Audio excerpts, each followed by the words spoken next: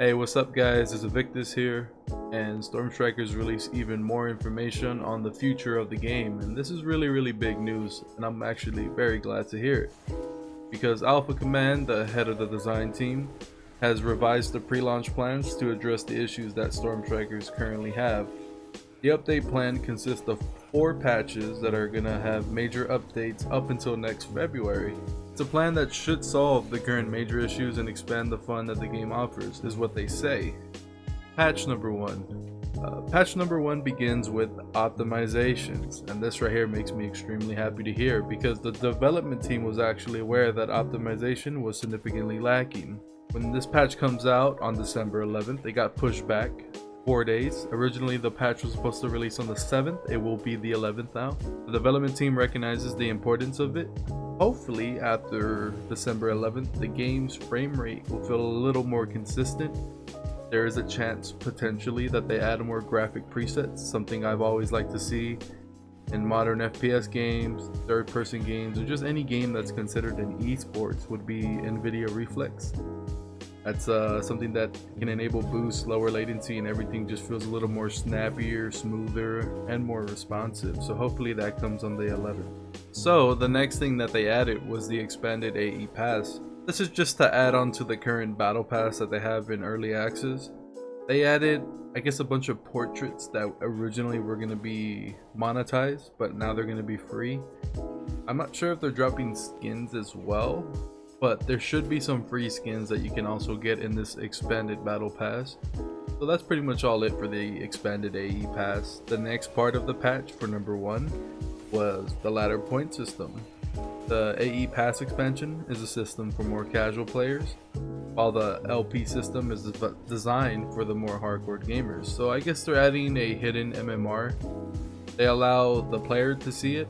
I mean, to be fair, I do appreciate that they're adding some kind of MMR to it, but the game's not big enough to really quantify that yet. But maybe long term we'll see the MMR kind of take place, and I believe it's a hidden MMR because no one else will see it, but you will see it. That makes sense. So you'll be in a match and you'll know your MMR, but the other players won't know it. So I guess that quantifies as a hidden MMR system, right? And then chat system, they're just gonna improve upon the chat at like whispers and just help you privately talk to your friends, nothing too crazy. And language support is the last of patch number 1 on the 11th. They're just gonna add more languages. Moving on to patch number 2, we're gonna kind of speed run patch 2, 3, and 4 just for the sake of video length. I don't want to make it too long for you guys. There's going to be AI opponents that they're going to be adding, so you'll be able to face bots as a noob. Just kind of get you into the game, just to help newcomers. That's all it is for. Then they're going to add a new hero in Theo. Theo is kind of looks like a soldier 76 Pell Rider kind of character.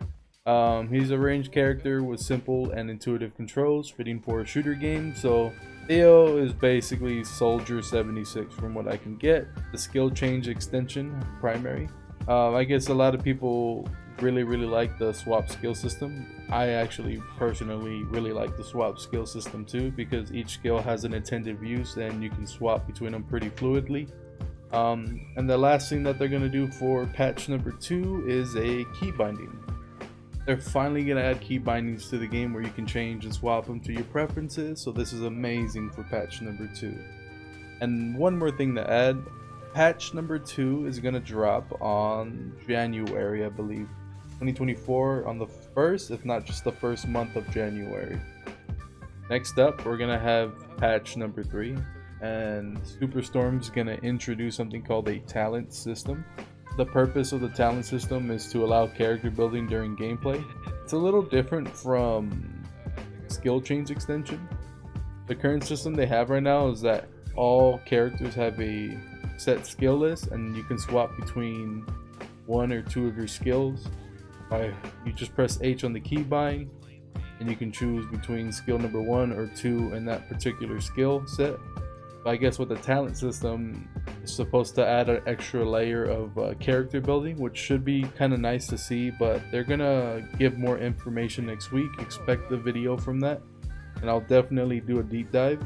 The next thing they have lined up for patch number 3 would be a new hero. Her name will be Electra. It looks like a devil, maybe like a succubus, like imp looking character. She's going to be a healer with an explosive combination of healing and damage potential.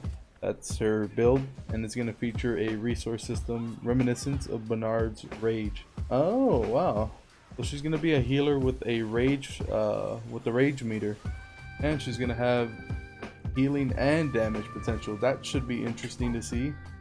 Hopefully she's not too OP, but I guess she's designed to be a sub healer similar to a damage dealer like Sabio. Next up in patch number 3, we have a shop and battle pass, and they're just going to introduce the monetization and I guess a battle pass that they're going to charge for, and that'll be it for patch number 3. Moving on to patch number 4 and the last patch in the Superstorm update plan. Skill Change Extension Secondary. So right now the game has Skill Change Extension Primary and Skill Change Extension Secondary. I guess after the introduction of the new talent system to the game, they plan on potentially adding a third swap skill to all the characters. And I guess that have Skill Change Extension Primary, Secondary, and I guess another secondary skill change included with the talent system. This game's character building should bring about a really insane meta now that I think about it. They're gonna elaborate more about this on the 11th when they drop the first patch, but for now we're kind of left in the dark about the talent system, and even if they're planning to add a third swap skill to all the characters, we'll get more information on the 11th. And like I said, I'll definitely do a deep dive of that and drop a video on that week. Moving on, gonna be a new hero in Shifu. Shifu is gonna be a fast and versatile melee healer who can deal damage to enemies while also healing nearby allies. So it seems like Superstorm is going down the route of adding healer and damage dealers. They're kind of like the hybrids.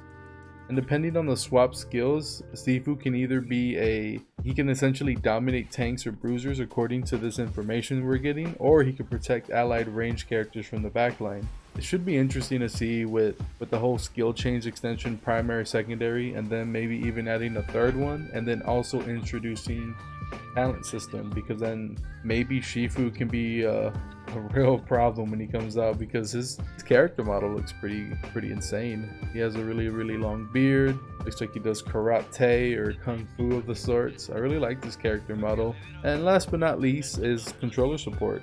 They're gonna finally add controller support for people who want to play on a controller, whether it's Xbox or PS5. And that concludes patch number 4. If you guys enjoy the video, definitely hit the like button.